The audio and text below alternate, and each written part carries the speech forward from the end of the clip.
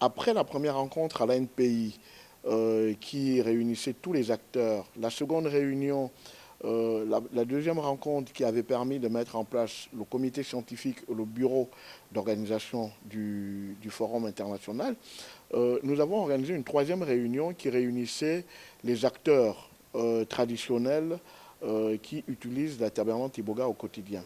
Et aujourd'hui, nous avons invité le point focal du protocole de Nagoya afin de nous édifier sur l'importance et la place du protocole de Nagoya dans la valorisation de la Tabernacle Iboga.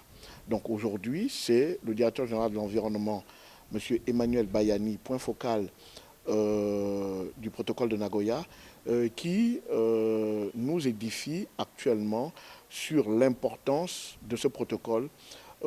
Qu'est-ce que ce protocole peut apporter à la gestion rationnelle de la ressource Iboga?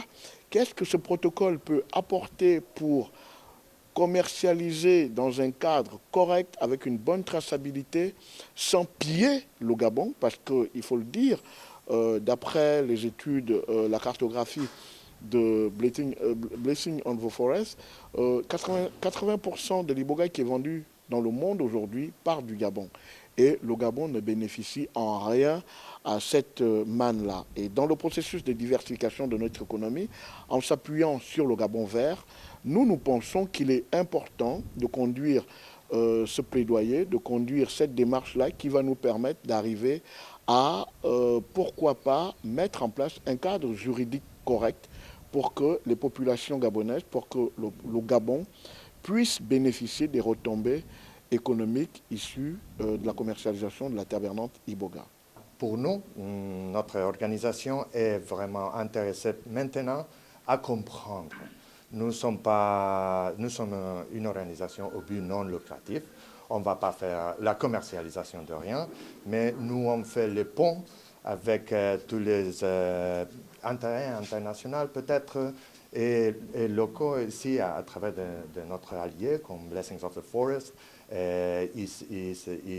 IRDC Africa qui sont ici.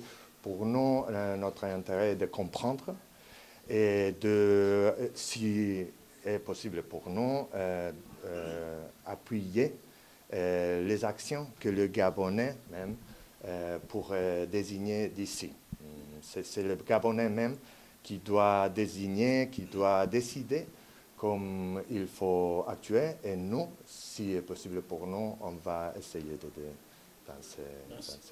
Et l'avantage de ce protocole, c'est que ça nous permet de désormais, de façon officielle, institutionnelle, légale, de bénéficier des avantages qui seront issus de l'exploitation des ressources qu'on n'avait pas avant.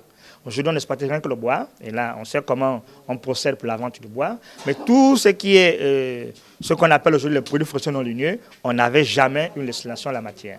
Et aujourd'hui, on a donc un décret qui régit les produits forestiers non ligneux, et le protocole de Nagoya est pour nous une grande opportunité pour mieux vendre désormais ces produits forestiers non ligneux et les autres ressources génétiques qui ne sont pas issues des produits forestiers non ligneux.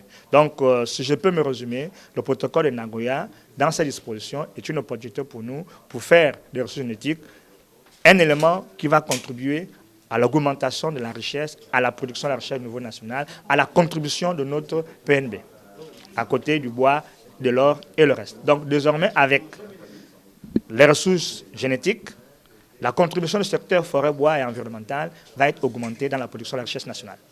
Le gouvernement a pris des mesures réglementaires. Il y a un décret qui réglemente les produits forestiers non ligneux et un arrêté spécial qui interdit l'exploitation du boga et admet l'utilisation simplement au niveau local avec une autorisation, une dérogation spéciale.